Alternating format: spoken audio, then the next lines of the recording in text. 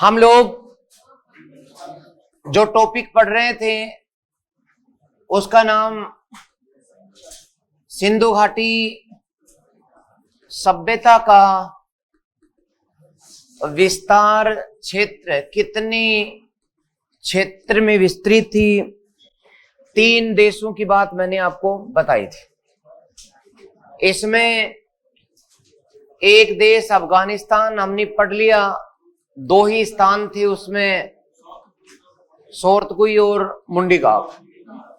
आज हम हमारे प्यारे से प्रदेश पाकिस्तान में चलेंगे। हमारा ही तो प्रदेश है ना, तो हमारा प्रदेश पाकिस्तान क्यों नहीं है? मन से मानो तो हमारा है ना।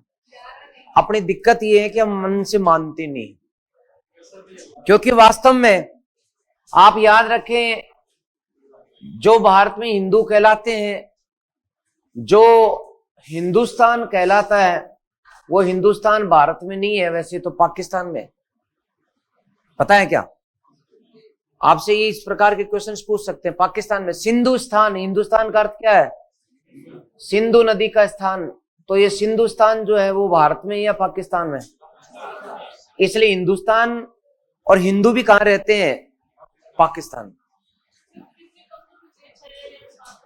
ओ बेटा, आज की बात मत करो ना आप सिंधु नदी की बात करो कि सिंधु नदी के निवासियों को, सिंधु को ईरानी क्या कहते थे? हम जिसको हिंदू कहते हैं वो वास्तव में सिंध नदी के क्षेत्र का नाम है, हिंदू क्षेत्र, हिंदू कुश, हिंदू क्षेत्र। ये सारे प्रदेश पाकिस्तान में हमें मानना ही पड़ेगा कि हमारा प्यारा सा प्रदेश है। पाकिस्तान में मैंने आपको बताया कि कितने राज्य हैं दोस्तों, 4 राज्य। एक कौन सा? हाँ सॉरी, बलूचिस्तान, सिंध, पंजाब, और चौथा नॉर्थ वेस्ट फ्रंट, उत्तरी पश्चिमी सीमांत प्रांत। तो NWFS, उत्तरी पूर्वी सीमांत प्रांत। इसमें कोई भी सिंधु सभ्यता का अवशेष प्राप्त नहीं हुआ। तो कितनी से प्राप्त होता है? पाकिस्तान में कुल कितने राज्य? 4। पाकिस्तान 4 राज्यों से मिलकर बनता है, जिसमें से 3 राज्यों में सिंधु सभ्यता के स्थान मिले हैं। कौन से प्राप्त नहीं होता? नॉर्थ वेस्ट फ्रंटियर स्टेट से, उत्तरी पश्चिमी सीमांत प्रांत से प्राप्त नहीं होता। आज हम पाकिस्तान के बलूचिस्तान में चलेंगे, और बलूचिस्तान जो है वो मैंने आपको एक दिन मैप बना करके बताया था कि ईरान की सीमा पर पड़ता है। ईरान की सीमा पर पड़ता है।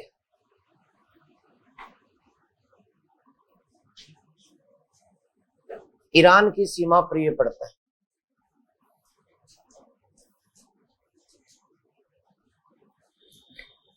अर्थात ये जो प्रदेश है ये बलूचिस्तान,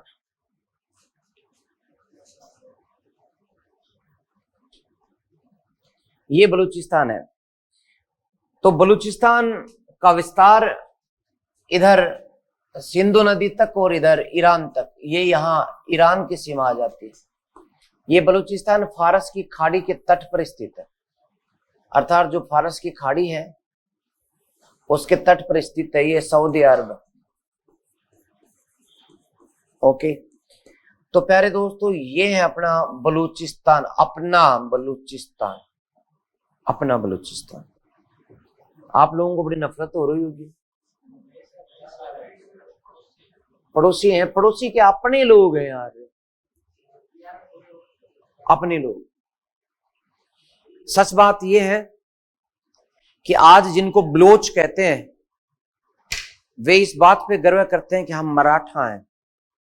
धर्म भले ही मुस्लिम है, लेकिन पानीपत के तीसरे युद्ध में अहमद शाह अब्दाली ने पानीपत का तीसरा युद्ध लड़ा था, और उस युद्ध में वो जीत गया था। मराठा सरदार सदाशिवराव भाऊ, उसमें बालाजी विश्वनाथ जो थे वो सॉरी बालाजी बाजीराव जो थे वो पेशवा थे। तो बालाजी बाजीराव उस युद्ध की हार से थोड़े दिन बाद चल बसे। उसमें करीब 1 लाख मराठाओं को बंदी बनाया गया, दास बना करके उनको बलूचिस्तान ले जाया गया था अहमद साहब अब्दाली के द्वारा, और यहां पर उनको बसाया गया था। उनसे कठोर परिश्रम करके खेती कराई गई, धर्म परिवर्तन करके मुस्लिम बना दिया गया। परिवार भी बसे उनके, जब मुस्लिम बन गए तो परिवार भी बसे। अनेक भारतीय महिलाएं जो मराठाओं की थी उनको भी ले जाया गया, इस्लाम में दीक्षित कर दिया गया। भले ही इस्लाम में कन्वर्टेड तो है, लेकिन ये आज भी इस बात पर गर्व करते हैं कि हाँ हम मराठा हैं। यस, तो बलूच जिनको आप कहते हैं उनसे नफरत करने की जरूरत नहीं है। और ये बलूचिस्तान एक ऐसा प्रदेश है जो आज भी बार बार कहता है कि हमारा एक राष्ट्र है, राष्ट्र जिसका नाम है बलूचिस्तान। इधर ये अफगानिस्तान, इधर ये पाकिस्तान, इधर ये हिंदुस्तान, ये सब राष्ट्र जैसे हमारा भी बलूचिस्तान राष्ट्र एक स्थान है, और ये देश की मांग कर रहे हैं। पाकिस्तान से अलग होंगे। यहाँ की संस्कृति जो है हिंदुस्तान से काफी मिलती जुलती है।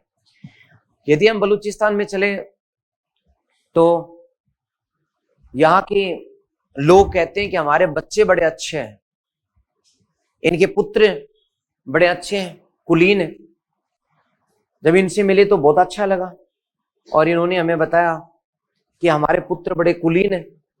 तो हमने कहा कुलीन कैसे हैं जी?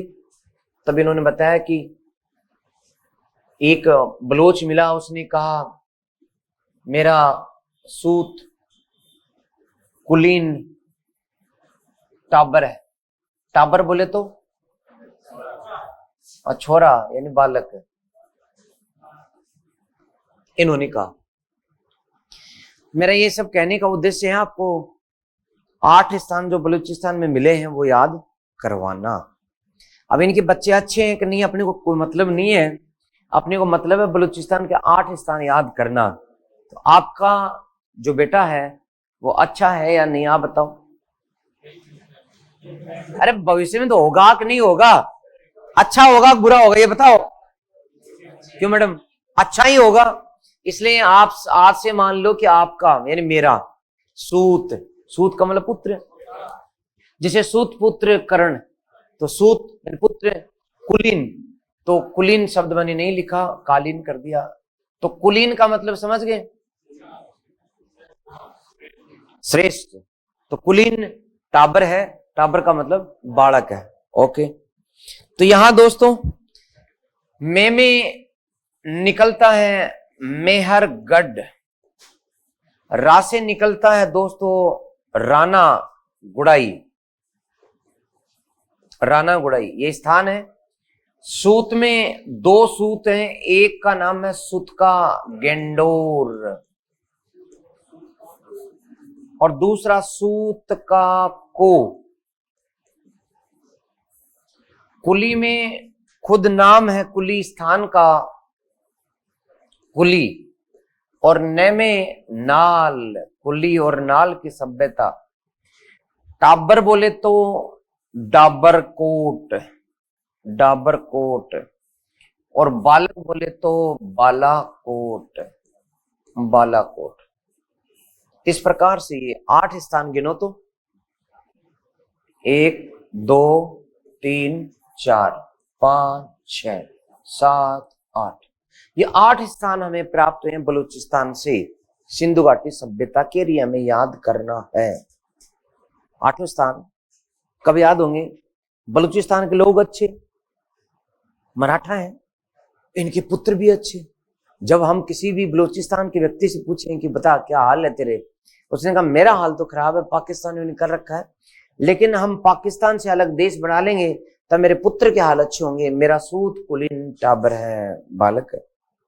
और इसमें दोस्तों ये मेहरगढ़, ये राना गुड़ाई, ये सूत में 2, सूत का गेंडोर और सूत का को है। कुली, नाल, टाबर से डाबरकोट, बालक से बालक। ध्यान रखें दोस्तों कि किसी न किसी दोस्त के मन में विचार आया होगा कि साहिब ये बालाकोट वही है क्या, मोदी जी वाला एयर स्ट्राइक वाला? नहीं, वो पीओके में है, पाक अधिकृत कश्मीर। पाकिस्तान में हर जिले में एक गांव जरूर है जिसका नाम है बालाकोट। जैसे भारत में हर जिले के अंदर एक गांव होता है, उसका नाम है रामगढ़। हर जिले में रामगढ़ है। राजस्थान के हर जिले में रामगढ़ है। हर जिले में रामगढ़ मिलेगा। कोई उसको जमुआ रामगढ़ कहता है, कोई उसको जो है दांता रामगढ़ कहता है। भाई रामगढ़ की बात है, रामगढ़ जरूर है। तो वहां पर भी बालाकोट हमेशा पाया जाता है। कोट शब्द लगता ही लगता है। तो हेडिंग डाल दें आप, पाकिस्तान 4 प्रांत लिखेंगे, इसको काटेंगे। क्यों काटेंगे? क्योंकि परीक्षा में कथन में आता है कि पाकिस्तान के 4 प्रांतों में से उत्तरी पश्चिमी सीमांत प्रांत से सिंधु घाटी सभ्यता का कोई साक्ष्य नहीं मिला। सही है गलत? सही है, नहीं मिला। तो आप भी 4 ही तो प्रांत है पाकिस्तान की, यानी हमारे 4 ही प्रांत है उधर वाले भारत के। तो इनको नाम लिखो, इसमें नहीं पाया जाता, बाकी इनमें पाया जाता है। इसको यूं कहीं उतार लो तो बहुत बढ़िया है, याद हो जाएगा जी।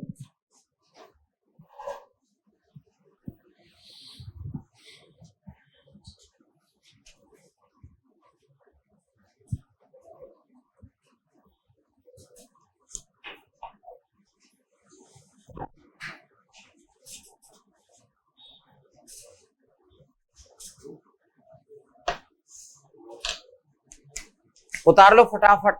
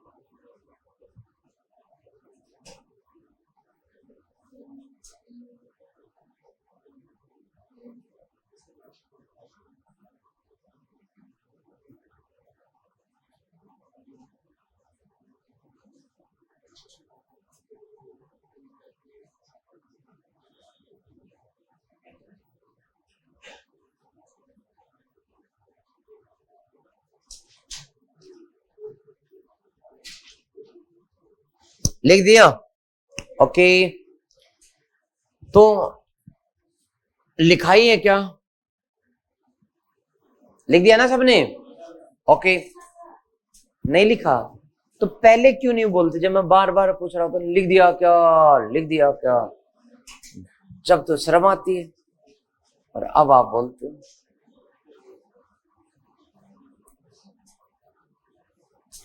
ये आप लोगों की कॉपी खुली होनी चाहिए, पेन भी खुला होना चाहिए, और जैसे मैं कहूँ लिखो तो लिखना शुरू कर देना चाहिए।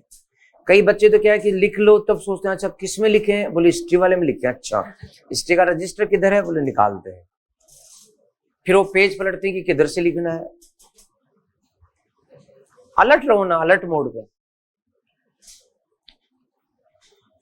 हे महामहिम मैडम जी, लिख दिया क्या? ओके, अब बात करते हैं। सिंधु घाटी सभ्यता के साक्ष्य कितने देशों से पाए जाते हैं? ओके, बहुत बढ़िया।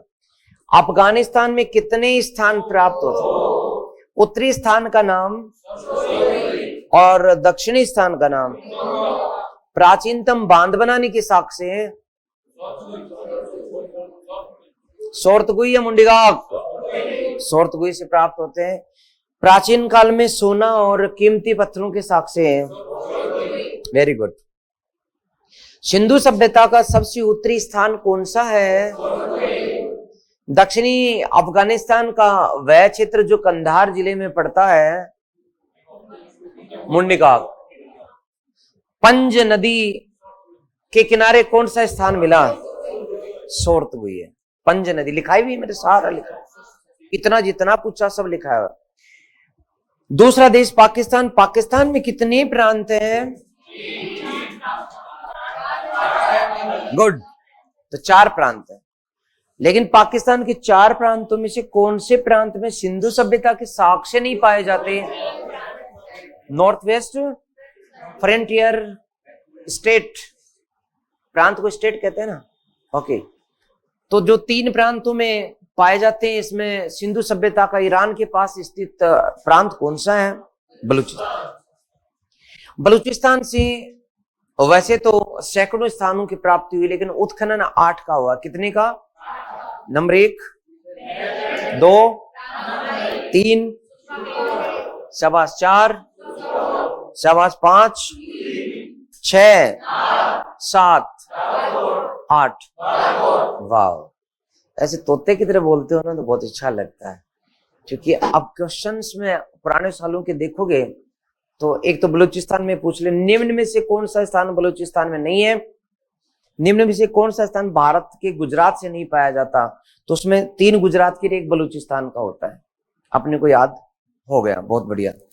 अब इतना सा याद होने से काम चलता नहीं है, 1-2 की विशेषता देखनी पड़ेगी।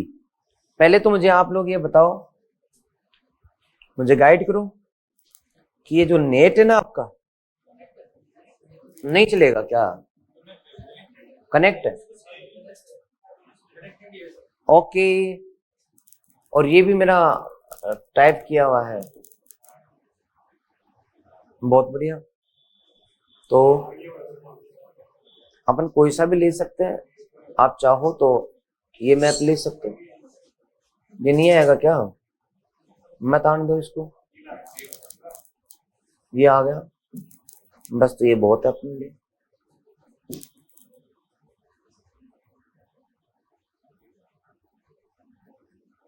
मैप को देख करके उसे समझने का प्रयास करें दोस्तों। मैप को जरूर जरूर समझने का प्रयास करें, ये बेहद जरूरी है। आपको इसमें भारत की सीमा दिख रही है वर्तमान की? यस। यदि नहीं दिख रही तो वो विद्यार्थी इसको देखने का प्रयास करें। मैंने ये गुजरात बनाया है, गुजरात के बाद अब मैं उसकी राजस्थान की सीमा बनाने जा रहा हूं। मैं जैसलमेर तक आ गया हूं, बीकानेर पार करके गंगानगर भी पार हो गया है। पंजाब में प्रवेश के बाद जम्मू कश्मीर की वादियों में गुलमर्ग के पास से गुजरता हुआ मैं लद्दाख में चीन को आंखें दिखा करके नेपाल की ओर आगे बढ़ चुका हूं। इधर दोस्तों ये पाकिस्तान का समुद्री तट जिसको मकरान बोलते हैं, और ये ईरान के सीमा के सारे मैं अपने बिछड़े हुए हिंदुस्तान की सीमा को देखकर आज भी अभिभूत होता हुआ आगे बढ़ता रहा, और अफगानिस्तान की हिंदुकुश से गुजरता हुआ आगे जाकर वापस लौट आया। ये बलूचिस्तान है। बलूचिस्तान बोलना आना चाहिए। मैं बोल लेता हूं, पहले मुझे बोलना नहीं आता था। झुंझुनू के एक छोटे से गांव से किसान परिवार से हूं। पिताजी बिल्कुल अनपढ़ है, माँ भी अनपढ़ है, और खेती करने का काम करते थे। बापूजी ने कहा था बेटा बस एक सरकारी नौकरी लग जा तो ना बड़ी इज्जत हो जाएगी। तो मैं कांस्टेबल की तैयारी करने के लिए जयपुर आया था कि यार कांस्टेबल बन जाए तो सरकारी नौकरी। लेकिन वक्त के तकाजे ने ये सिखाया और बताया कि जयपुर की कोचिंगों में जितने भी लोग पढ़ते हैं, गाँव से आते हैं, और शहरों के जो विद्यार्थी सिविल सर्विसेज की जो बात करते हैं वो बात करते हैं, वास्तव में हिम्मत और मेहनत जिसमें होती है वो कांस्टेबल ही नहीं बल्कि चाहे जितनी नौकरियां अपने चरणों में रख सकता है, तब हिम्मत बढ़ती गई, सफलता मिलती चली गई। तो शुरू में बोलना नहीं आता था, मेंस पास हो गया, इंटरव्यू देना था आरएस का। अब तक तो कैसे भी रट्टे मार लिए, समझ लिया, लेकिन इंटरव्यू के नाम से वो मॉक इंटरव्यूज ले रहे थे। तो कई लोग धड़ाधड़ बोल रहे थे, मेरे से बोला ही नहीं जा रहा। वो मेरे से पूछे क्या नाम है, तो मैं नाम बता दूं, कौन सा सब्जेक्ट वो बता दूं। फिर वो कहें चलो अपने बारे में बताओ। फिर मैं पूछूं तो सर क्या बताऊं, तुम आरएस क्यों बनना चाहते हो? अब समझ में नहीं आ रहा कि आरएस क्यों बनना चाहता हूं। बनना चाहता हूं सर, अच्छा लगता है। क्यों? पता नहीं। विचार बहुत हैं, उमड़ रहे हैं, घुमड़ रहे हैं, प्रवाह बहुत हैं, उमंग बहुत हैं, तरंगे बहुत हैं, शब्दों के रूप में आ नहीं पा रही थी। मैंने कहा क्या करें। और जैसे ऐसा लगता कि सामने एग्जामिनर बैठा है। पहली बार आरपीएससी में इंटरव्यू बोर्ड में सामना किया था, तो एग्जामिनर बैठा है और 5 बैठे हैं, थूक सूख रहा है, बोलने की कोशिश करने की कोशिश कर रहा हूं, लेकिन आवाज ने साथ छोड़ दिया। बिल्कुल, मुझे याद है कि मैं इस बात पे बहुत दुखी होता था कि काश मेरे घर वाले मुझे शहर में पढ़ाते, शुरू से इंग्लिश मीडियम के स्कूल में पढ़ा होता, मैं भी मेरे अच्छे दोस्तों में लड़के लड़कियों के बीच में खूब बकवास कर रहा होता, तो आज मैं अच्छा बोल रहा होता। लेकिन बाद में अपने व्यक्तित्व को मैंने जाना कि मुझे सीखना होगा बोलना, मैं सीखूंगा। और फिर कांच बड़ा सा खरीदा था, मुझे पता है उस समय वो 160 रुपए का आया था कांच, दीवार पर लगा दिया और फिर आते जाते घूमते उसमें देख करके अपने आप से बात करता रहा। फिर ऐसा बोलना आया कि अब चल धमाधम कमेंट्री करवा लो, कहीं कोई दिक्कत नहीं है। ये सारे इंग्लिश मीडियम के पढ़े हुए लड़के, ये सारे जो शहरों में पढ़े पले बढ़े हुए लड़के, एमबीए, यहां तक कि कम्युनिकेशन स्किल में एमबीए किए हुए स्टूडेंट्स, जो कम्युनिकेशन में 4-4 साल पढ़ते हैं कि अच्छा कैसे बोलते हैं, मेरे सामने आ जाए, उनको मैं 2 मिनट में पानी भरवाना शुरू कर देता हूं। सीख सकते हैं, हम कुछ भी कर सकते हैं, हमारे अंदर अपार क्षमताएं हैं, मैं तो ये कह रहा हूं। खैर, इधर आपको कुल्ली नजर आ रही है, कुल्ली दिखा क्या? कुल्ली, वेरी गुड, देखते जाओ आप। यहां मुझे सुत का गेंडोर नजर दिख रहा है, ये इधर सुत का को भी दिख रहा है, ये बालाकोट भी नजर आया। ओके, बाकी तो इसमें कुछ ज्यादा दिए नहीं, क्योंकि ये सारे फिर सिंध के आगे, सिंधु नदी आगे इन्होंने आगे पीछे कर दिए। इधर दोस्तों बस काम की चीजें मैं आपको दिखाता हुआ आगे बढ़ता हुआ मेहरगढ़ जरूर लेके जाना चाहूंगा। ये स्थान मेहरगढ़ का बहुत ही लोकप्रिय स्थान, मेहरगढ़।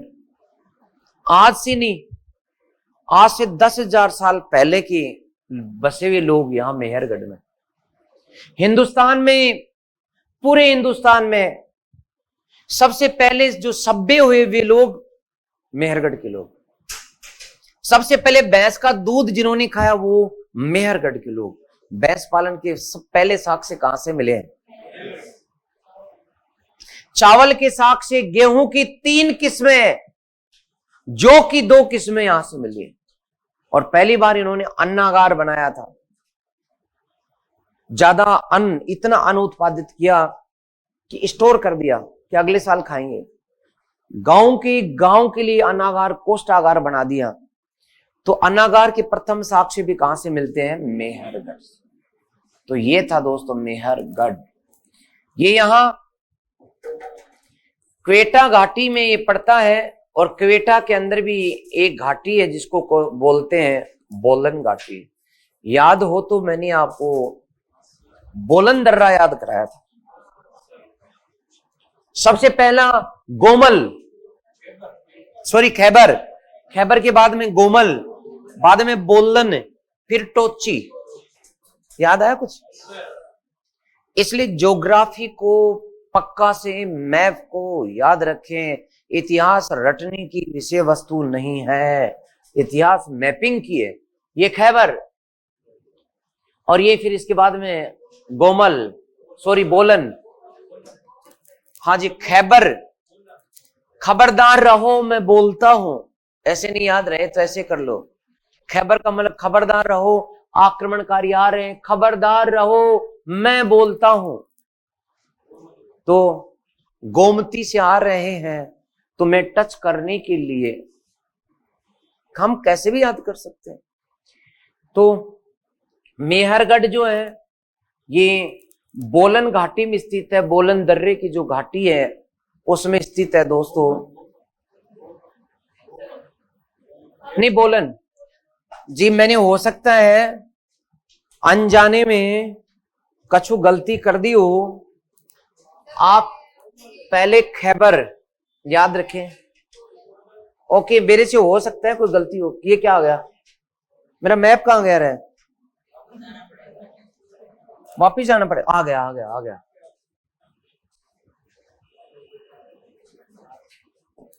देखो दोस्तों, पहले खैबर लिखा था क्या, इसके बाद में गोमल लिखना था, बोलन लिखवा दिया। तो ये मेरे से बहुत ही बड़ी भूल हुई, उससे सुधार करें। इन दर्रों का क्रम जो है, खैबर के बाद में गोमल, फिर बोलन, और लास्ट में टोची। टोची का भी देख लेना, टोची लास्ट में है क्या, शुरू में खैबर है क्या, इन दोनों में ये इधर उधर हो गए, अनजाने मन से हो गए। तो हे जानकार मन, अब ठीक कर ले। कहां ठीक करोगे, जो मैंने पहली क्लास में पढ़ाया था, पहले दिन। बिल्कुल, वेरी गुड।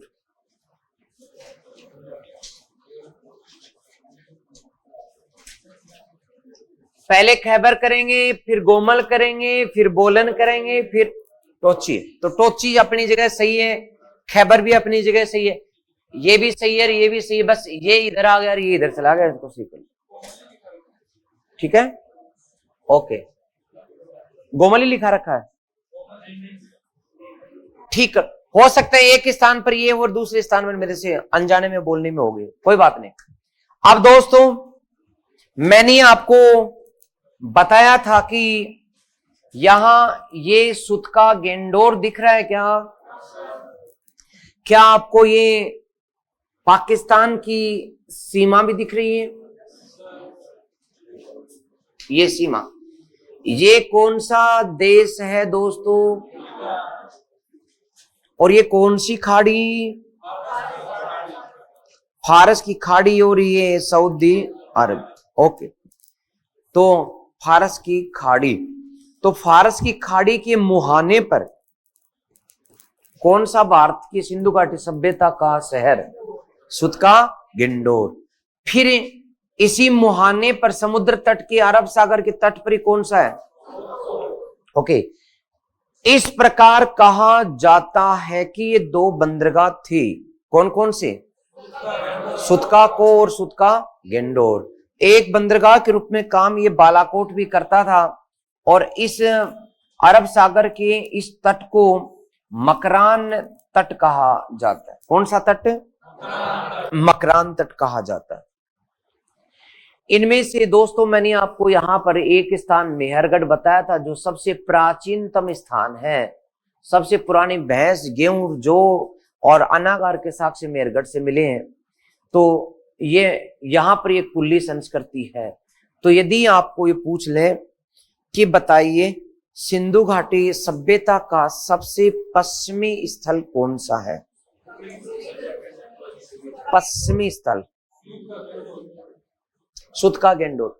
कुली को मत करना बावड़ो, कुली में, कुली इधर गई, सीधी लाइन खींचोगे, सीधी लाइन खींचोगे तो सुतका गेंडोर इस तरफ है।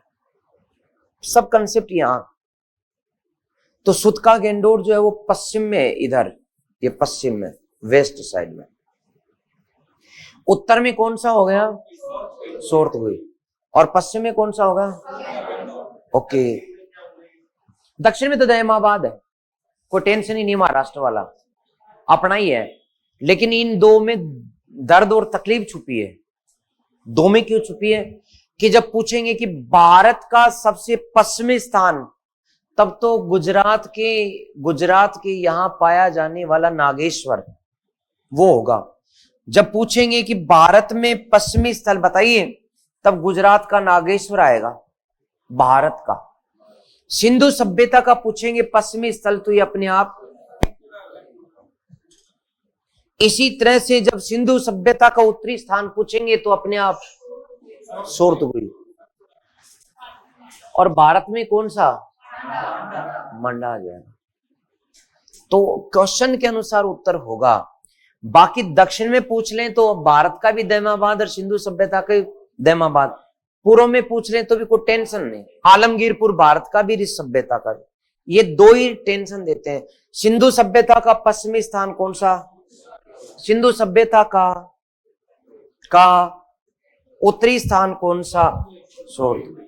ओके बस दोस्तों, ये सोरतपुरी कहां गई?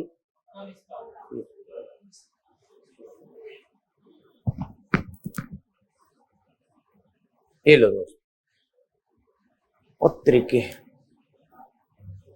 चलो हाँ, ये सोरतपुरी रही और ये सुत का गेंडोर रहा, तो इनको जरूर ध्यान रखें। भारत में आ जाएंगे तो मांडा में और नागेश्वर में आ जाएंगे। ओके दोस्तों, अब मैं लिखा दूं। सबसे पहले आपने क्या हेडिंग क्या डाली है? बलूचिस्तान डाल दी। बलूचिस्तान में वो आपने कोडवर्ड लिख दिया। अब मेहरगढ़ लिख दें। मेहरगढ़ के बारे में 2 लाइन लिखेंगे। मेहरगढ़,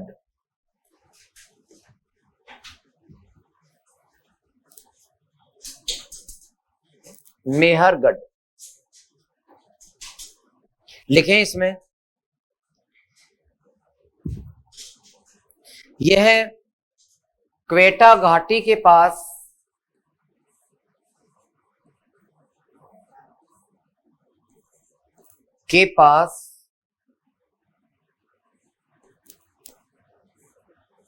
बोलन नदी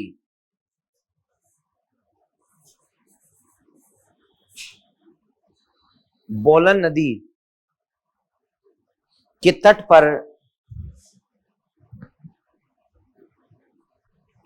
पर स्थित है। बिंदु नंबर 2, सिंधु सभ्यता की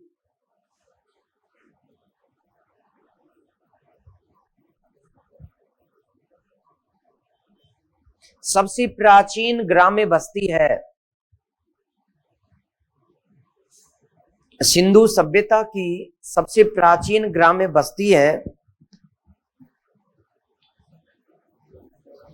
ग्रामीण बस्ती, सबसे ग्रामीण या ग्राम्य, इसको ग्रामीण भी लिखो या ग्राम्य लिखो दोस्तों, बात एक है। तो सबसे ग्रामीण बस्ती, सबसे प्राचीन ग्रामीण बस्ती। अच्छा, कितनी पुरानी है? तो दोस्तों ये तो 7000 ईसा पूर्व की, BC लिख दे तुम, बिफोर क्राइस्ट। अर्थात बिफोर का मतलब पूर्व, क्राइस्ट का मतलब ईसा पूर्व, यानी बिफोर क्राइस्ट, BC। और जब ईस्वी में चलते हैं उसको लिखते हैं AD, आफ्टर डिकेड। तो ये भी ध्यान रखें अपन, AD और BC में बड़ा अंतर है दोस्तों।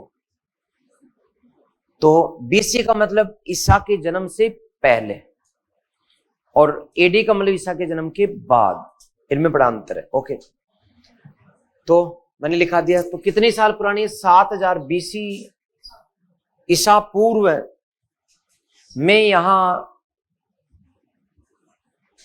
पाषाण कालीन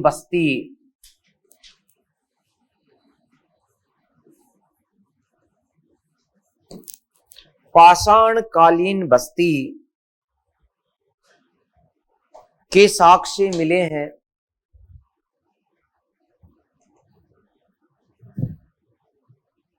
जिन्होंने खेती करना शुरू किया।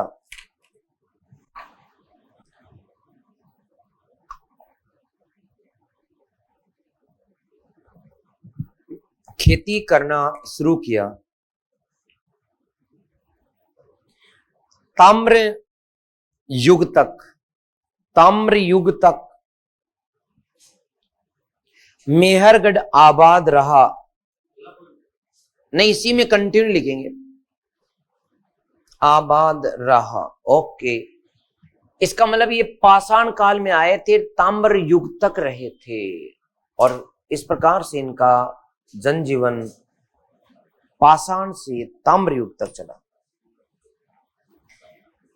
है। प्यारे बच्चों, आपके प्रश्न आ जाए कि ऐसा कौन सा स्थान जो ये स्पष्ट करता है कि भारत में पाषाण कालीन लोग ही काशी युगीन सभ्यताओं के संस्थापक बने, तो उत्तर क्या होगा? मेहरगढ़। मेहरगढ़ में नीचे की जो खुदाइयां हुई उनमें लोगों के ताम्र उपकरण मिले, वो उसके पाषाण उपकरण मिले हैं, पत्थरों के साथ हड्डियों के झुंड मिले हैं, मोटे मोटे पत्थर, और उनके साथ जानवरों की हड्डियों के झुंड मिले हैं। इसका मतलब वो कोई ना कोई सामूहिक रूप से भैंसा मार लाते थे और 4-5 दिन तक बैठे बैठे खाते थे, फिर कोई जरूरत पड़ गई तो फिर कोई हाथी मार लाए। तो पाषाण कालीन मानव के जीवन यापन के साक्ष्य मिले, और बाद में ऊंचे स्तर पर कांसे के बर्तन मिले, दीवारें मिली, अन्नागार मिला। इसका मतलब वही लोग पीढ़ी दर पीढ़ी विकास करते चले गए। खेती करने के बाद उन्होंने कांसे का प्रयोग किया, ज्यादा खेती के माध्यम से अन्नों को संग्रहण किया, मकान बनाए, और इस प्रकार से अच्छी ग्रामीण बस्ती को बसाया। ये साक्ष्य यहां से मिलते हैं। आगे लिख दो, यहां भैंस पालन के प्राचीनतम, यहां भैंस पालन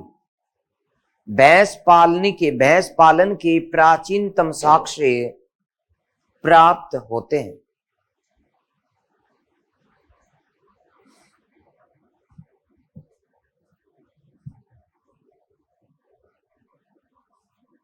ओके, आगे लिखिए, यहां अन्नागार के प्राचीनतम साक्ष्य मिले हैं।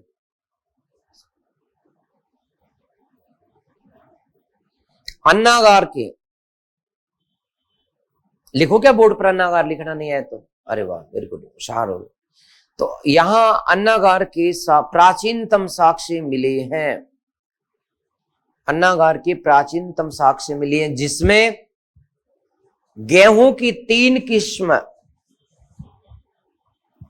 यहां अन्नागार के प्राचीनतम साक्ष्य मिले हैं जिसमें गेहूं की 3 किस्में, जौ की 2 किस्में,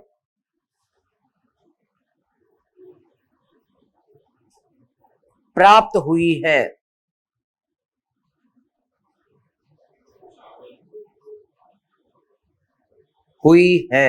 ओके, चावल की खेती के साक्ष्य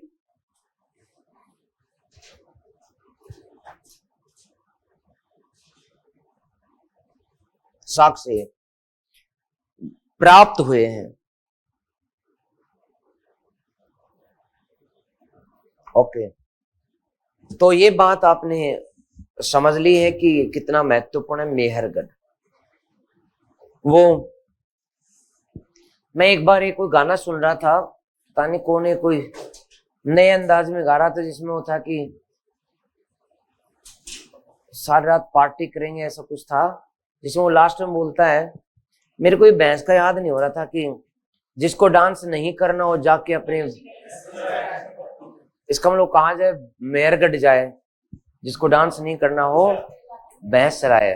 तो भैंस चराने का मतलब सबसे पहले भैंस कहाँ चराई गई? मेहरगढ़ में, पाकिस्तान में। ठीक है, इसलिए हिंदुस्तान में रहना है तो डांस करना होगा, वरना तो पाकिस्तान के मेहरगढ़ में जाना होगा, इसका अर्थ ये होगा।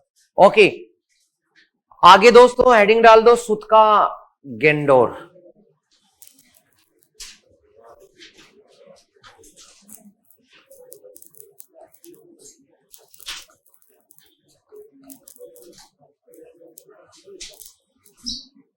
सुत का गेंडोर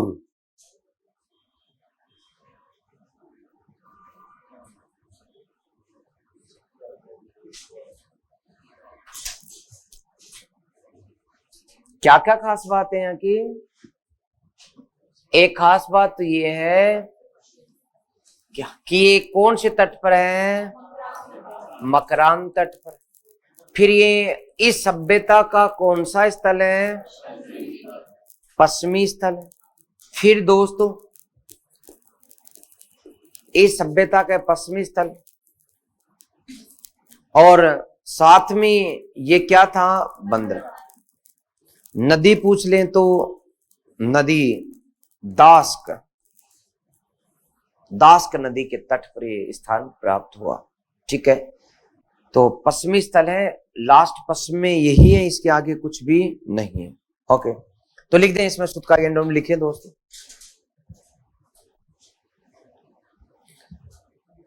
लिख दें पाकिस्तान में ईरान की सीमा पर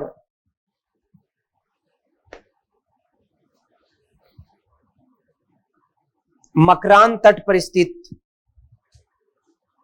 मकरान तट पर स्थित यह स्थल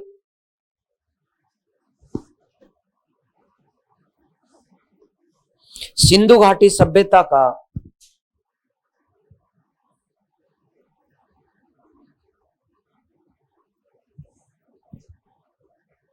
पश्चिमी स्थल है।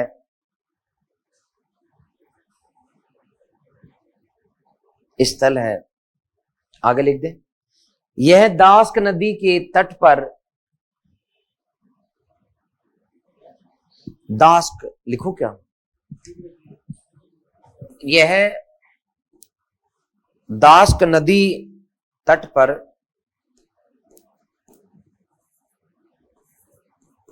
दास्क नदी तट पर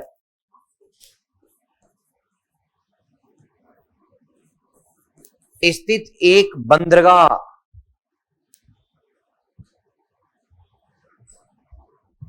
एक बंदरगाह था।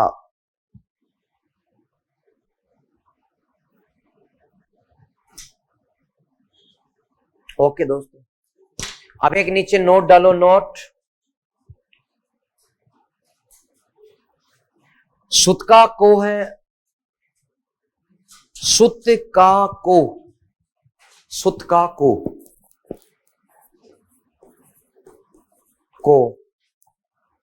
सादी कोर नदी तट पर, शादी, अरे शादी नहीं हुई क्या?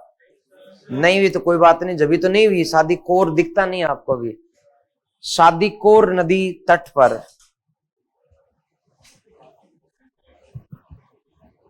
शादी कोर नदी तट पर स्थित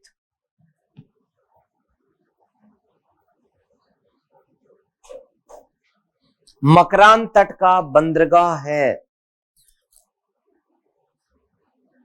स्थित मकरान तट का बंदरगाह है।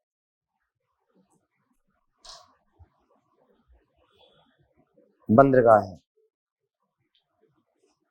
ओके दोस्तों, एक नोट और डालो तो, नोट डालेंगे अभी। बालाकोट, बालाकोट तीसरा मकरान तट का बंदरगाह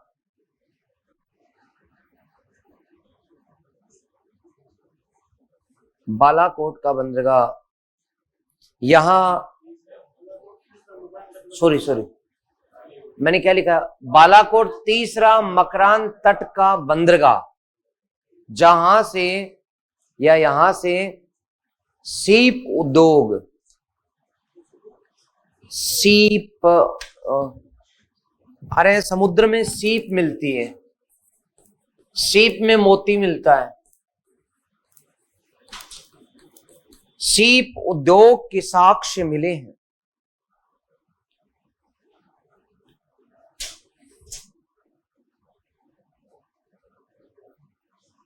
इसका मतलब ये जो कीमती पत्थर थे ना, ये शुरू से अच्छे लगते थे मनुष्य को। मोती, वाह क्या बात है। सोना, सोना कितना सोना है, शुरू से सोना सोना ही था, शुरू से अच्छा लगता था। क्या चमक इस सोने में, गजबी बात। उस जमाने के लोग भी जो है वो सोने की इतना महत्व देते थे। तो ये बलूचिस्तान के हो गए, बलूचिस्तान से अपना पीछे छूट गए हैं, हेडिंग डालो सिंध की। पाकिस्तान में ही घूम रहे हैं, भूख वूख लगे हैं तो मेरे को बोल देना, मैं भोजन पानी करा दूंगा, लेकिन अभी सिंध में घूम लो। अभी थोड़ी देर पहले की बात है, तो थोड़ा तो मेहनत करो ना अभी, बाद में, ठीक है।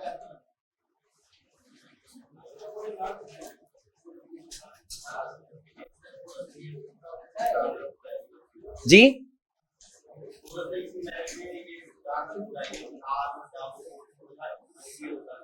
अच्छा, कहां पर है? ओके, ये जो बालाकोट है, इनके ठीक ऊपर, यदि आप चाहो तो मैं बता दूं, मैं अगली बार में बता दूंगा, अभी अपन लिखते हैं सिंध में। तो प्यारे दोस्तों, सिंध के क्या हालचाल है बताना जरा। सिंध में ना तो हाल ठीक है, ना ही वहां के लोग ठीक है। सच्ची मुच्ची यदि किसी के साथ धोखा हुआ, वो सिंध के लोगों के साथ हुआ। कुछ सिंध के लोगों का भला करोगे क्या?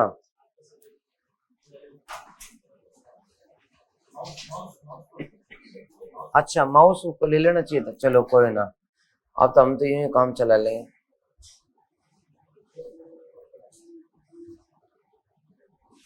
तकलीफ यदि मोदी जी की समझना चाहते हो तो वो ये है कि ये सिंध की और गुजरात के लोग एक जैसी भूमि और एक जैसी संस्कृति के लोग हैं, ये तो सत्य बात। यहां तक ये सिंध का प्रदेश, ये वाला, और यही पाकिस्तान यानी गुजरात की सीमा, और ये सिंध के साथ राजस्थान की सीमा, ये लो, और ये यहां तक सिंध राज्य। तो सिंध जो राज्य है, इधर राजस्थान है, इधर गुजरात है, इनके साथ गुजरात में भाईपा है और राजस्थान में भाईपा है। यदि आप बात करोगे तो जैसलमेर जो रियासत है,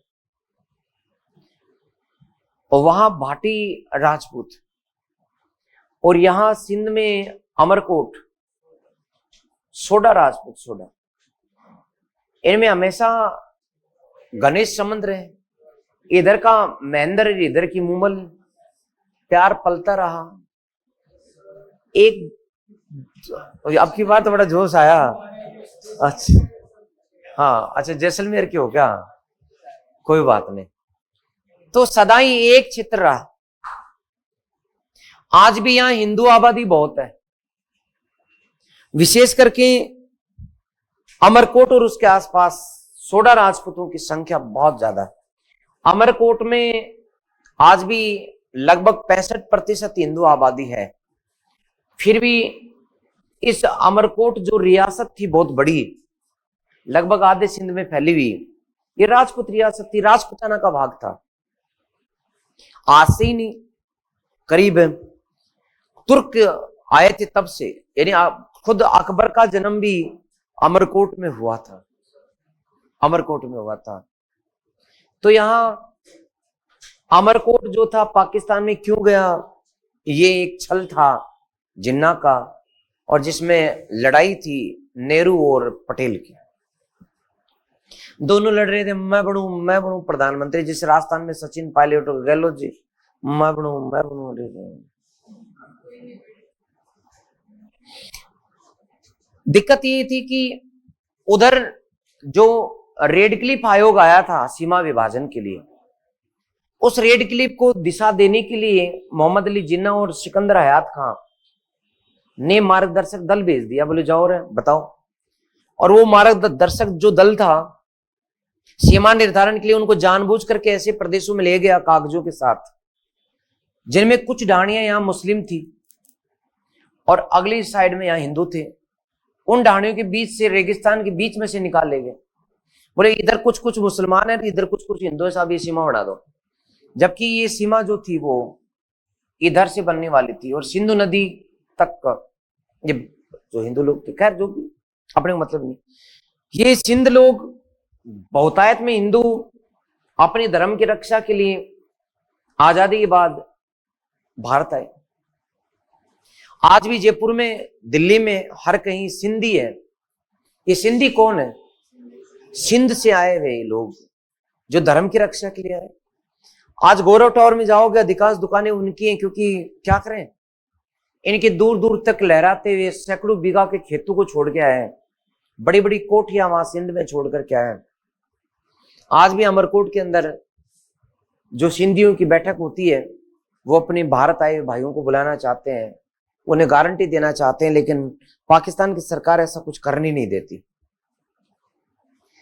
इतना जरूर है कि अमरकोट का नाम पाकिस्तान ने बदल दिया है, और बदल करके उसका नाम उमरकोट, या फिर सही करें तो जो पहले हमारा अमरकोट था उसे पाकिस्तान ने पूरा नाम दिया है उमर कोट अली अल्लाह, ये नाम रखा, उमरकोट अली अल्लाह। वैसे मैं बता दूं कि सिंध में बस्ती को दड़ो कहते हैं। सिंधी जो भाषा है, सिंधी भाषा में जो बस्ती होती है उसे दड़ो कहा जाता है। ये सिंध है, ऐसा टीला जिनके बीच में मानव लोग रहते हैं उसे दड़ो कहा जाता है। दड़ो, दड़ो, समझ गए? हाँ, ये सिंध नदी आती है दोस्तों, और ये आगे जाकर दो भागों में वितरित हो जाती है। ये गुजरात, आज भी इसका पानी आता है। गुजरात और सिंध एक जैसे प्रदेश हैं। पहले इसे उच्च कहा जाता था सिंध को, और इसे कच्छ कहा जाता था, उच्च और कच्छ। खैर, अब अपने काम की बात करते हैं। मैंने बताया कि यहां बस्तियों को जो है वो दड़ो कहा जाता है। तो दड़ो से हमारे 4 स्थान निकलेंगे। एक तो दोस्तों मोहनजोदड़ो, निकालो दड़ो, आया दड़ो। दूसरो चहुंदड़ो, चहुंदड़ो, चहुंदड़ो। तीसरो जुदेर जोदड़ो, दड़ो। और फिर चौथा लोहेम जोदड़ो। तो दड़ो ही दड़ो, दड़ादड़ दड़ो। कितनी दड़ो? 4 दड़ो है। आज तक नाम नहीं सुने ना?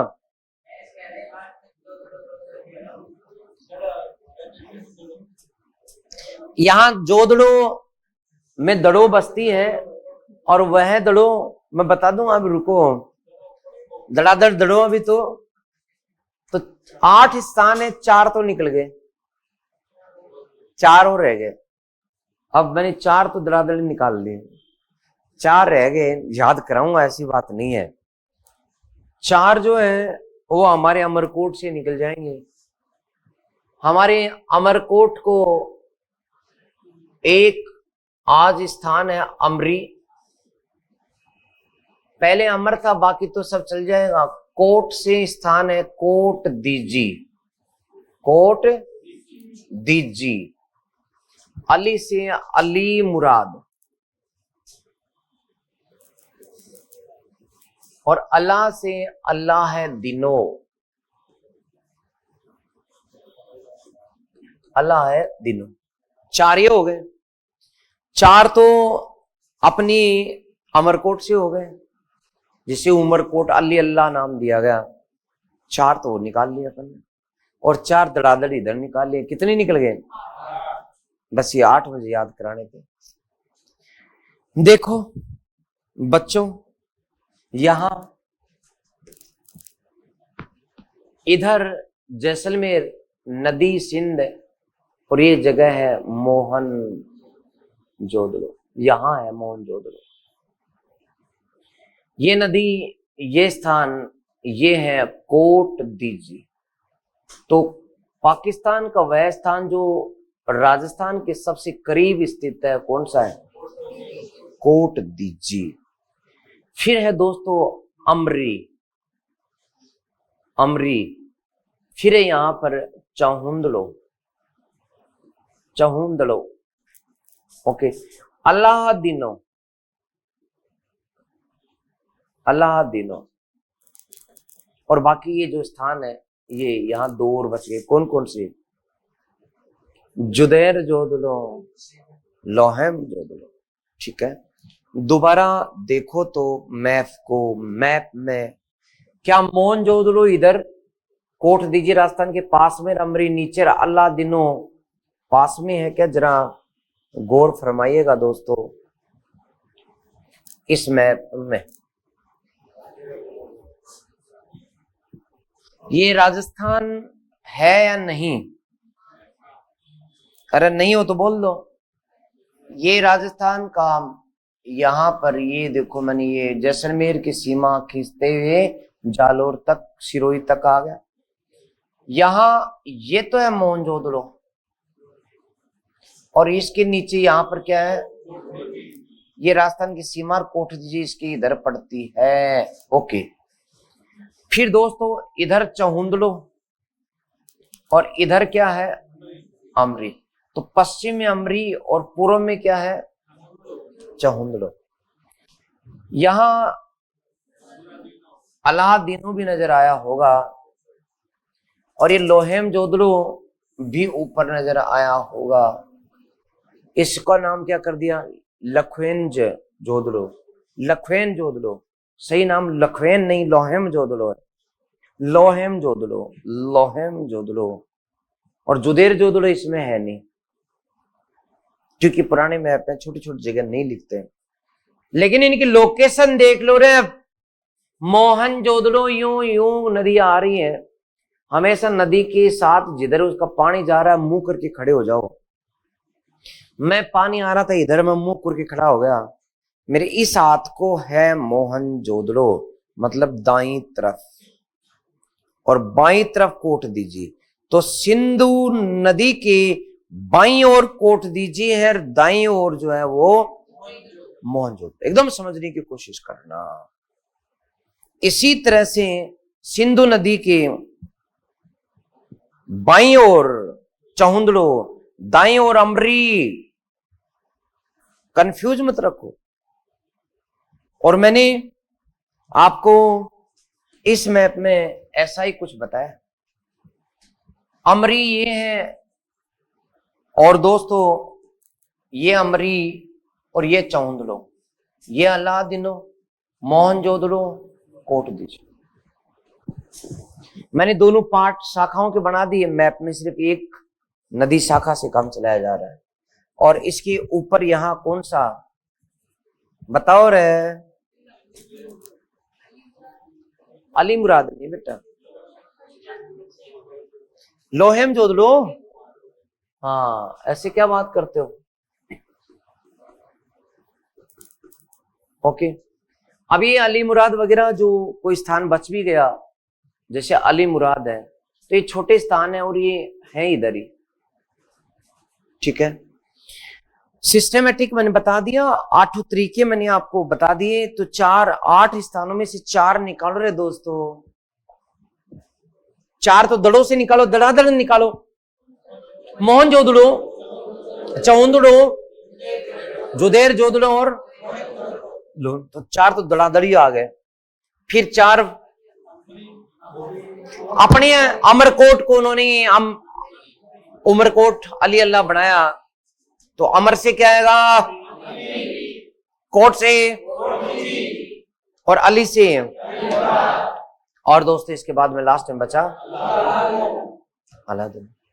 तो बताओ, किसी को कोई समस्या हो, याद नहीं हो रहा हो, समझ में नहीं आ रही हो तो बताओ, और कोशिश किया करो कि सो कर के आए।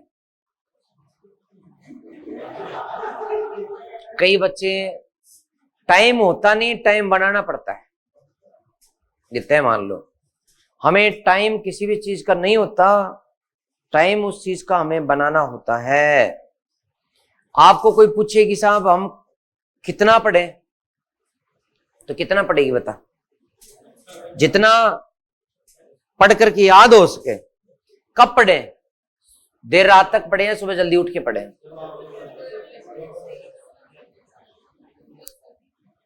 जो खुद के अकॉर्डिंग पढ़ना चाहिए, ये सही बात। कई ज्ञानवान, गुणीवान और विद्वान बताते हैं कि 4 बजे उठ के पढ़ो। मेरा मानना और सलाह यह है कि 4 बजे बिल्कुल नहीं पढ़ना चाहिए, क्योंकि मेरी निगाह में 3 बजे से लेकर सुबह 6:30 बजे तक असली नींद आती है।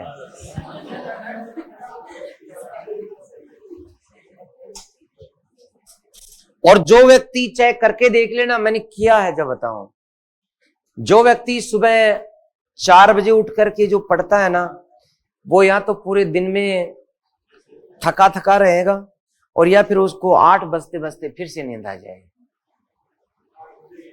8 बजेंगे नहीं, बिल्कुल बजेंगे नहीं। हकीकत ये है, पूरे दिन आलस्य में रहेगा। जबकि आप 2 बजे तक पढ़ रहे हैं, सो गए, 8 बजे उठ रहे हैं, ज्यादा ठीक है। नींद भी पूरी होगी, पढ़ाई भी अच्छी होगी। क्योंकि आज वो पहले की कंडीशंस नहीं है। मैं वैज्ञानिक आधार पे बात कर रहा हूं। हमारे यहां पोल्यूशंस की रेट बहुत ज्यादा है। शाम को सोते समय 12-1 बजे तक पोल्यूशन लेवल हाई रहता है। 1 बजे के बाद में जो वाहन 10 बजे बंद होते हैं, 9 बजे बंद होते हैं, पोल्यूटेड एयर जो है वो ऊपर उठती उठती पोल्यूशन को कम करती है, और विदाउट पोल्यूशन की भारी हवा नीचे आती है, तो तब तक 2 बज जाते हैं।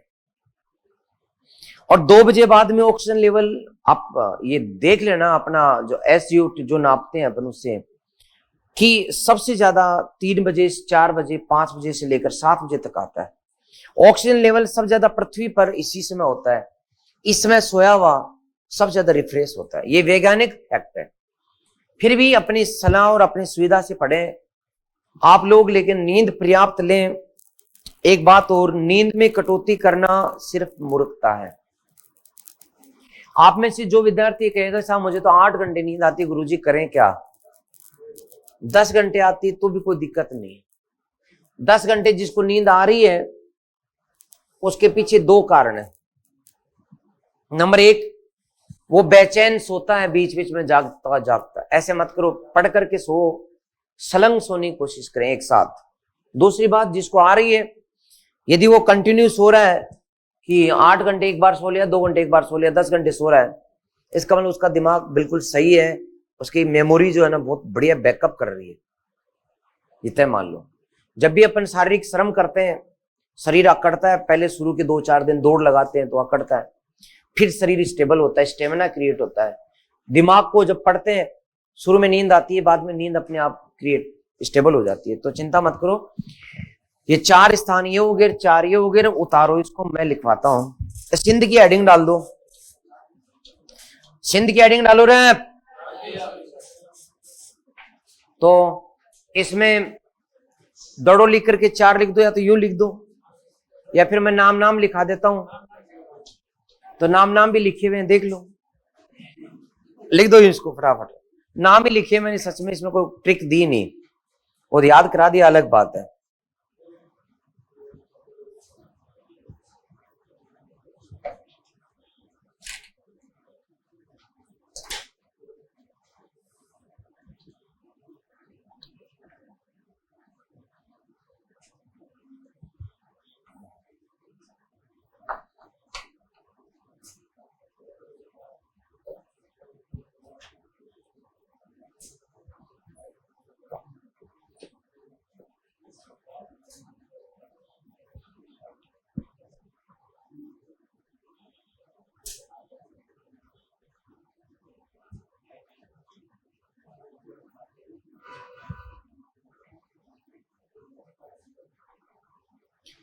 अब हमें सिंध में आज का तो दिन लगेगा ही लगेगा, कल का भी 1 घंटा और लगेगा। पढ़ना पड़ेगा, इसमें काफी डिटेल है, क्वेश्चन आते हैं।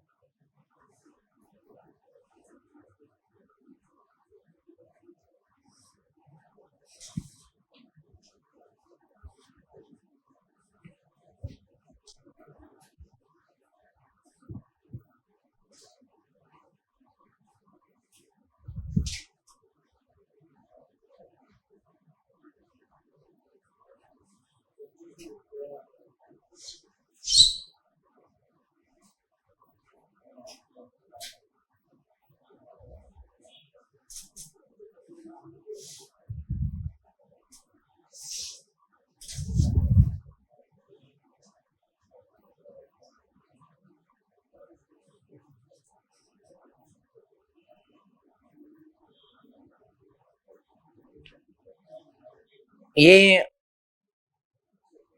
अमरकोट अली अल्लाह से भी लिख करके 4 निकाल दें, 8वां स्थान याद कर लें।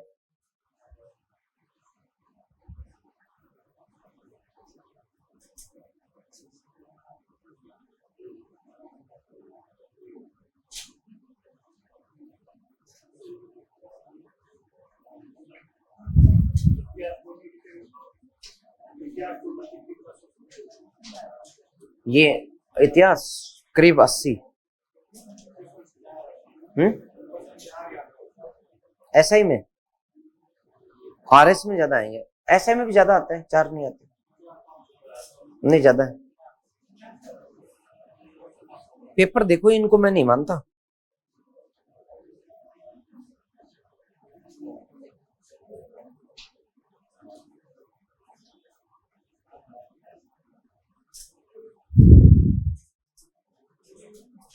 लिख दिया क्या दोस्तों?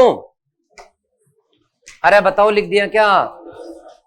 चलो तो अब अपन 2-4 नोट डाल करके और मोहनजोदड़ो में चलेंगे, उसमें आधा घंटा लगेगा अपने को, घुमा के लाऊंगा मोहनजोदड़ो। बिल्कुल, सबसे पहले लिखेंगे कोट दीजिए, एडिंग डालो, कोट दीजिए। हाँ बिल्कुल, अभी लोग मोहनजोदड़ो में रुकते हैं आपके साथ। ठीक 1 बजे जो है आपका नाश्ता स्टार्ट हो जाएगा और 3 बजे भोजन मिल जाएगा। पहले चाय मंगवा देते हैं। बिल्कुल, तो दोस्तों कोट दीजिए की एडिंग डाल दी क्या? लिखें राजस्थान की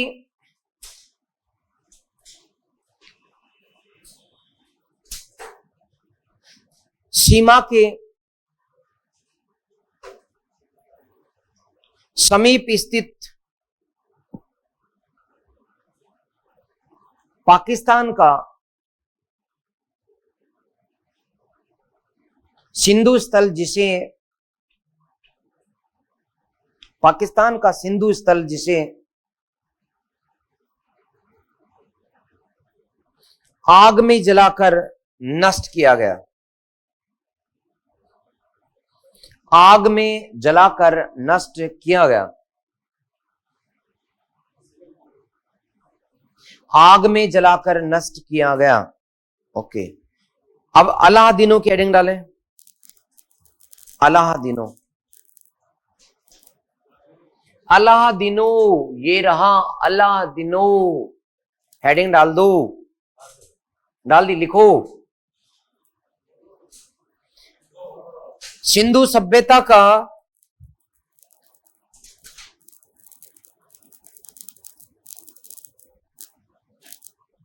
सबसे छोटा स्थल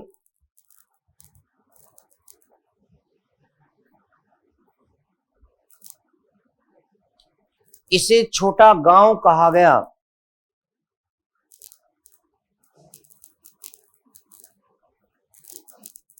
इसे छोटा गांव कहा गया। ओके, अब हेडिंग डालो मोहनजोदड़ो। बड़ी सी हेडिंग डाल देना इसकी, आधा घंटा लगेगा इसमें।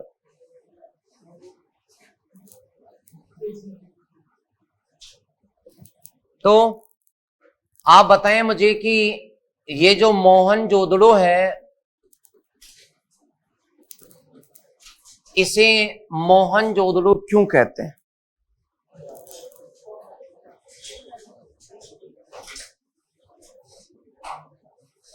बताओ दोस्तों, ये सिंधी भाषा का शब्द है मुए। मुए से बना, मुए का मतलब मरे हुए।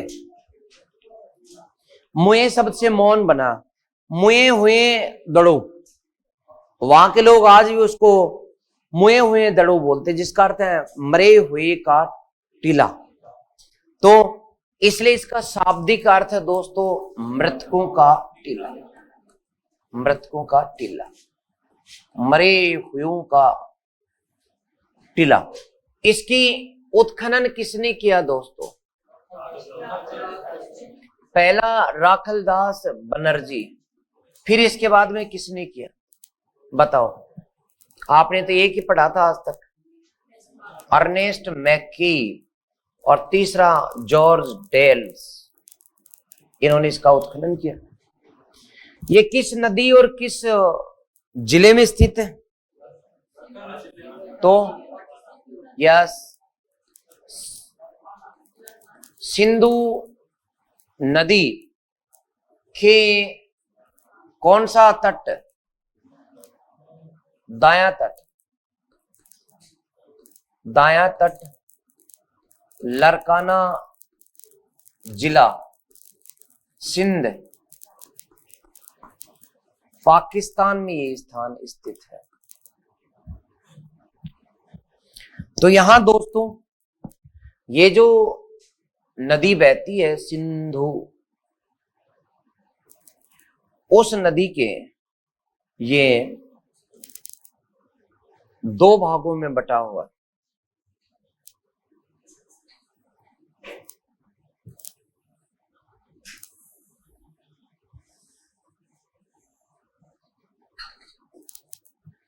ये छोटा है, इसमें यहां दोस्तों अन्नागार है। नदी की साइड ये नौ की पंक्ति में अन्नागार है। यहां दोस्तों ये जो नदी है इसी से अन्न लाया जाता था। तो ये पंक्तिबद्ध ये है दोस्तों 27 गोदाम वाला अन्नागार। ओके, इसके आगे दोस्तों यहां ये सभा भवन, सॉरी पुरोहित आवास, पुरोहित आवास है। यहां दोस्तों नीचे सार्वजनिक स्नानागार, और ये यहां दोस्तों एक सभा भवन है। तो ये तो हो गया दोस्तों सभा भवन। ये हो गया बृहत स्नानागार, नाम सुना है कभी? ये यहां पे।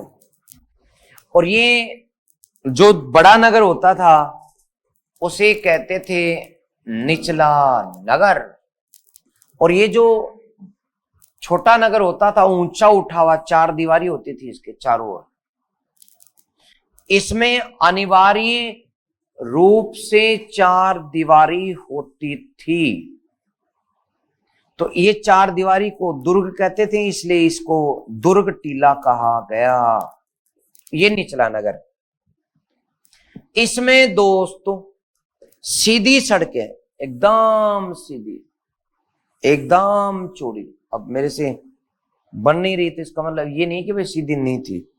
मेरी नकल मत करना प्लीज, आप सीधी बनाना, मैं भी सीधी बनाता हूं। ये लो, ये लो साहब।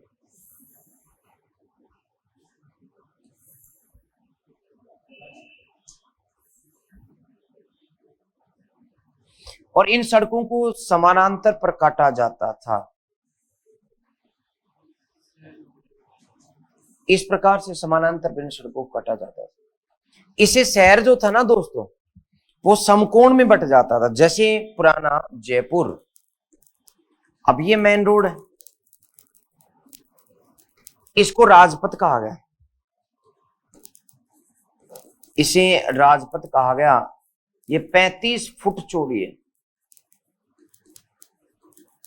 आज भी जयपुर के अंदर 25, 10 फुट, 15 फुट, 20 फुट, 25 फुट पर सड़कें हैं। ये 30 फुट चौड़ी सड़क है। उस जमाने के लोगों ने इतनी चौड़ी सड़क बनाई, राजपथ। शहर जो है दोस्तों समकोण पर काटती सड़कें, काटती सड़कें हैं इसमें। इस पैटर्न को grid pattern, Oxford pattern,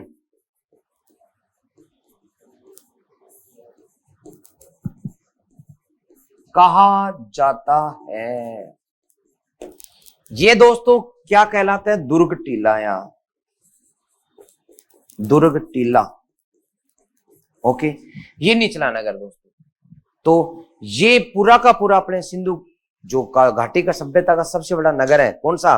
Mohenjodaro. उसकी पूरी जानकारी जो है मैंने आपको मैप के माध्यम से दी है। आगे एक एक करके बात करेंगे, पहले आप फटाफट उतार दो इसको यूं का यूं, जिसे पता लग जाए आपको कि कौन सी जगह पर क्या है। फटाफट उतारो इसको यूं का।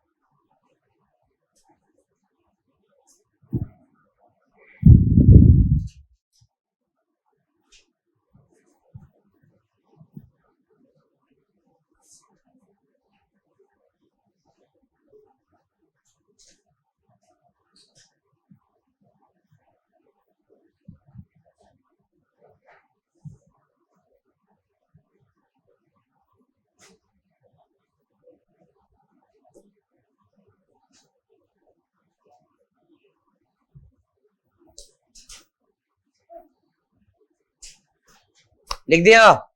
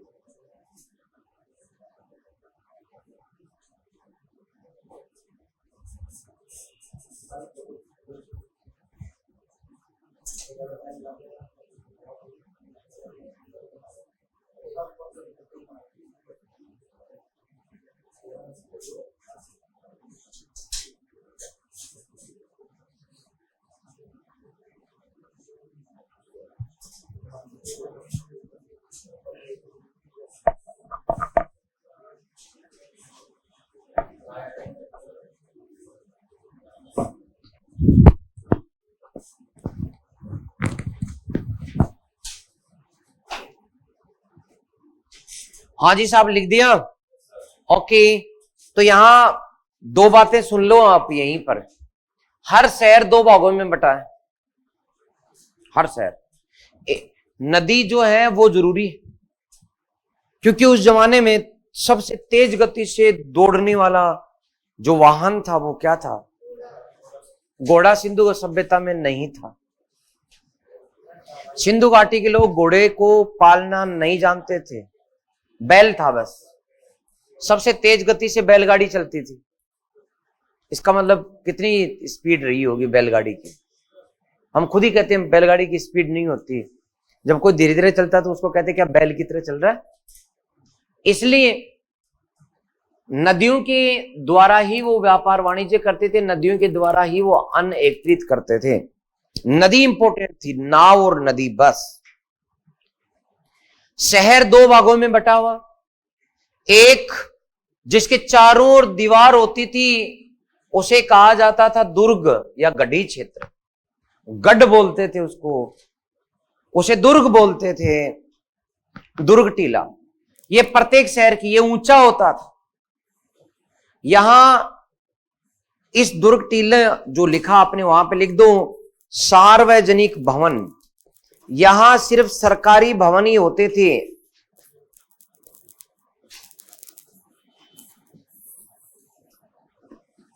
यहां सिर्फ सार्वजनिक भवन होते थे दोस्तों।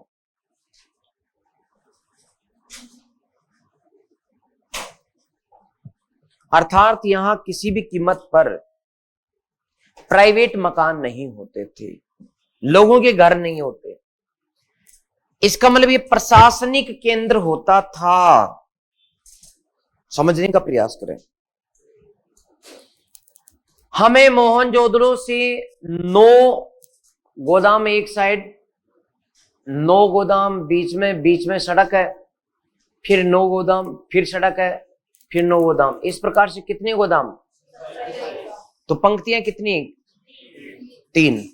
तो 9 गोदामों की 3 पंक्तियों के रूप में 27 गोदाम प्राप्त हुए हैं। यहां की सबसे खास बात है वृहत स्नानागार। वृहत स्नानागार दोस्तों बहुत ही उस जमाने के जो मनुष्य होते थे उनकी स्वस्थ जीवन शैली को इंगित करता है।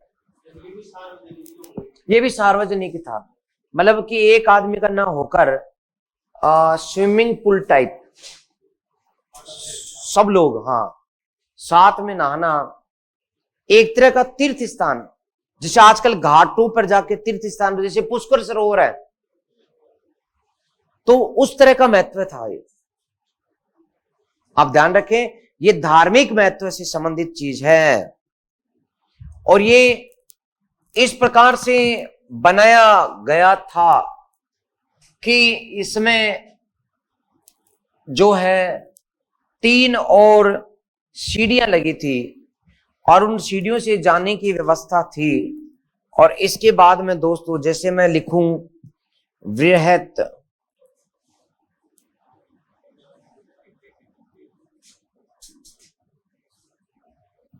स्नानागार,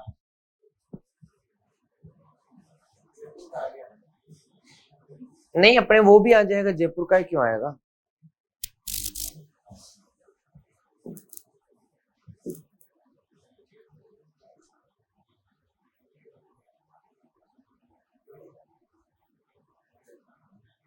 ये लो साहब, ये एक्चुअल ईंटें उस जमाने की लगी हुई हैं। ये सिर्फ फोटो खींच करके आपके सामने है। ये चारों तरफ जो खंडर से दिख रहे हैं ये मिट्टी खुदाई से निकाली हुई है। ये इधर सड़क दिख रही है, उसमें ईंटें लगा करके ये उतरने का रास्ता बनाया जाता था। फिर यहाँ सीढ़ियां थी, ये फोटो आ नहीं पाई। यहाँ उतरने की सीढ़ियां और सीढ़ियों में से जाकर के नहा करके वापिस आना। जैसे ये सीढ़ियां हैं, यहाँ से जाओ और कोई ऊपर बैठ के नहाए, कोई यहाँ बैठ के नहाए, या कोई डुबकी लगाए तो लगाओ। सीढ़ियां इधर भी हैं दोस्तों, ये उतरने की, यहाँ भी बैठ के नहाने की व्यवस्था। और इस प्रकार से सीढ़ियां 3 तरफ थी, 3 तरफ सीढ़ियों का प्रचलन था। इसमें बीच में कुंड है, तालाब, और इधर जो है ना सामने वाली साइड में इधर यहाँ पर 3 कमरे बने हुए थे डबल डबल मंजिल के, वो चेंजिंग रूम थे। कपड़े भी तो बदलेंगे ना, तो चेंजिंग रूम थे। इनमें पुरुषों का नहाने का सिर्फ यहीं पर नियम था और महिलाएं 3 ओर नहाती थी, ऐसा विचार किया गया, गारंटी नहीं है। महिलाएं कहाँ नहाती थी? 3 तरफ नहाती थी। तू उनके चक्कर में क्यों है?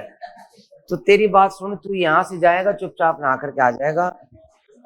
कहाँ? तो 3 तरफ चेंजिंग रूम थे।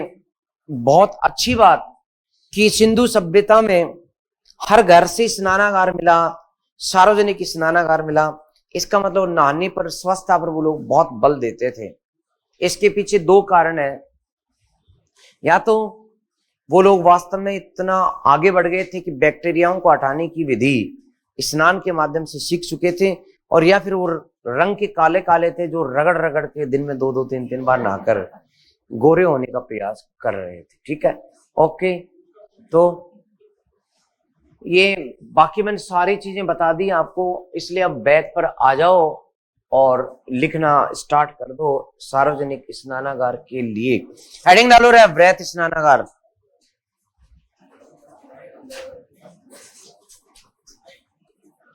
वृहत स्नानागार हेडिंग डालो फटाफट। 1-1, 2-2 प्रश्न निकलेंगे, अपन निकालेंगे यहीं से। वृहत स्नानागार में लिखे मोहनजोदड़ो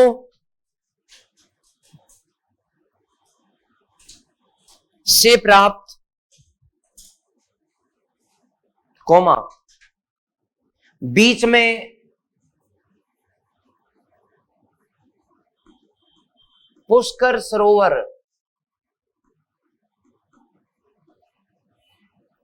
पुष्कर सरोवर था। 3 और सीढ़ियां,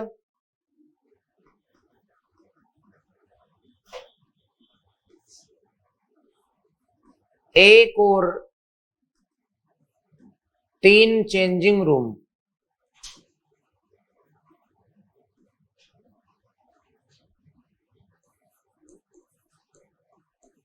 मार्शल।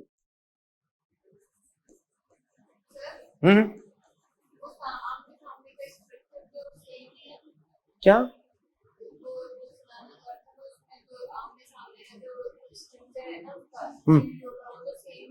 सेम ही है।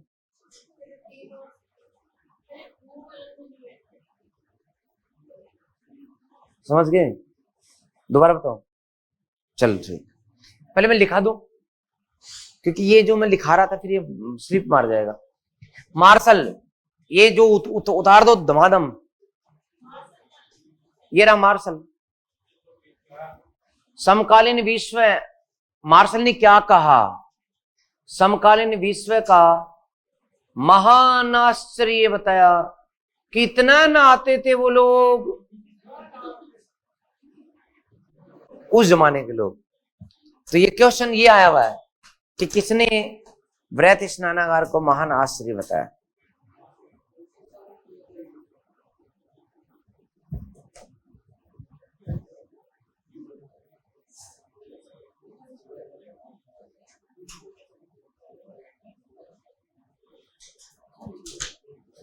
लिख दिया। अब मैडम की वो प्रॉब्लम जो थी कि भाई किधर सीढ़ियां हैं किधर नहीं है, तो हे सीढ़ियों आ जाओ।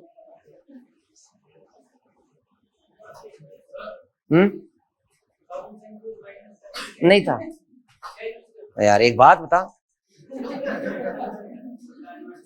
मुल्तान प्रदेश है ना, मुल्तान पाकिस्तान में, सिंध के पास में ही है। वहां की मिट्टी इतनी अच्छी है कि आज भी जो महिलाएं शादी होती है लड़कियों की, फेस पैक बनाती है, मुल्तानी मिट्टी का होता है। और तू भी यूज करता है, मेरे को पता है। पानी जो गंदा होता था उसमें इस साइड एक नाली होती थी, और उस नाली से जो था वो पानी निकाल दिया जाता था, और वहां पर एक कुआं होता था जिसे पानी डाल दिया जाता था। सिंधु नदी के तट पर है, इसलिए पानी थोड़ा सा ही नीचे है। फटाफट बाल्टी से निकाला और 10 बाल्टी डाली और नहा लिया, आपका पीवा नहा के गया। दूसरा आया, आपका पानी निकाल दिया, नाली से, और फिर मैं मेरे परिवार को लेके आया, और फिर जो है 10 पैसे की बाल्टी डाली और फिर आराम से बैठ के नहाए। तब तक तीसरा का परिवार आया तो ये वेट कर रहा है, बोले वेटिंग वो, समझ गए। एक सीढ़ी तो ये होगी बावली, दूसरी सीढ़ी ये होगी बावली, और तीसरी सीढ़ी यहाँ पर है या तो, या फिर इसको मान करके, मतलब 3 साइड में सीढ़ियां हैं। नहीं नहीं, यहाँ कैसे मान सकते हो सीढ़ियां? यहाँ जरूर सीढ़ियां हैं, लेकिन यहाँ पर ऐसा ही एकदम भाग है ये वाला, इधर सीढ़ियां है ना, तो इधर का भाग 3 और 1 2 और ये 3, बस कुल मिलाकर अपनी किताब में लिखा हुआ है बावड़ी, तो कहीं गिननी बैठ गई सीढ़ियां, समझ रही है ना? ठीक है, हाँ बिल्कुल बनाया गया। यहां तो बनाया नहीं गया, ये ईंटें ऐसी कैसी थी, कुछ एक ईंटें जो टेढ़ी मेढ़ी पड़ी थी उनको यूं क्यों लगा दिया, उनको सीधी कर दिया, लेकिन उनमें चूना चूना नहीं भरा। हाँ कुलदरा में तो टाइलें लगा दी, कुलदरा में तो जब भी तो लोग जाते नहीं है। तो दोस्तों आप जो है ना ये लिख दिया, ये भी लिख दिया क्या कि मार्शल ने इसको समकालीन विश्व का, नीचे नोट डालो। अच्छा तुम लोग एक क्वेश्चन बता दो मेरे को, नोट डालने की जरूरत नहीं, आप बता दे जाओ। बताओ सिंधु घाटी सभ्यता में सबसे बड़ी इमारत कौन सी है? सिंधु सभ्यता की सबसे बड़ी इमारत, बड़ी इमारत तो एक तो मोहनजोदड़ो का स्नानागार, दूसरा हड़प्पा का अन्नागार, तीसरी लोथल का बंदरगाह,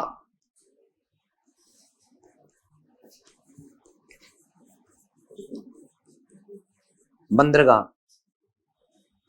बता दो फटाफट, 3 ही ऑप्शन है। ये सबसे छोटा है, ये सबसे बड़ा है, हड़प्पा का अन्नागार सही उत्तर है इसका। इमारत का मतलब क्या होता है? जैसे बंदरगाह होता है तो बंदरगाह जो होता है ना, वो सिर्फ नीचे नीचे चुनाई करके जहाज आ गया सामान उतार दिया, छत नहीं होती बंदरगाह पर, स्ट्रक्चर नहीं होता। और इमारत वो होती है जिसके ऊपर छत होती है, छत सिर्फ इस पर है, तो सबसे बड़ा ये है। बता दूंगा, नोट डालो नीचे, नोट डाले। हाँ मोहनजोदड़ो का वृहत स्नानागार सबसे बड़ी इमारत नहीं है, क्योंकि बच्चे गलती करते हैं, मैंने नोट डलवा दिया, सबसे बड़ी इमारत नहीं है।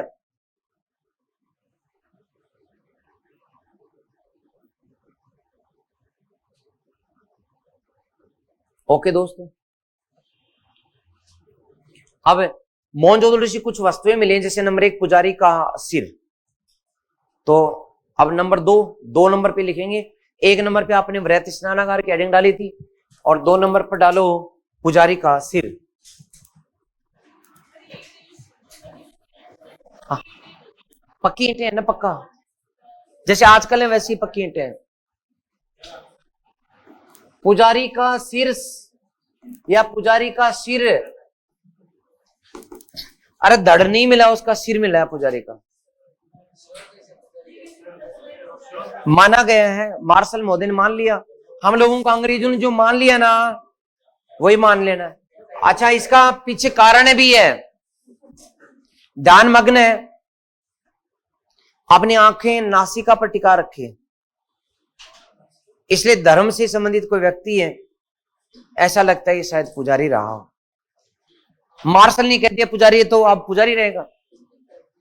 मार्शल ने कह दिया कि पशुपति शिव की मोहर है, तो आज तक हम वही पढ़ रहे हैं, पशुपति शिव, क्योंकि उस समय को वो अध्यक्ष है भाई, आप और हम नहीं है। लेकिन अब मैं पुजारी का सिर दिखाऊं लिखाऊं, इतना समय है नहीं। आज अपनी 1-2 जो बातें बच गई वो कल करेंगे, और आज की क्लास बस यहीं पर समाप्त। और रोज जो है नया नया पढ़ते जाओ और याद करते जाओ और सिलेक्शन करवाओ। ओके दोस्तों।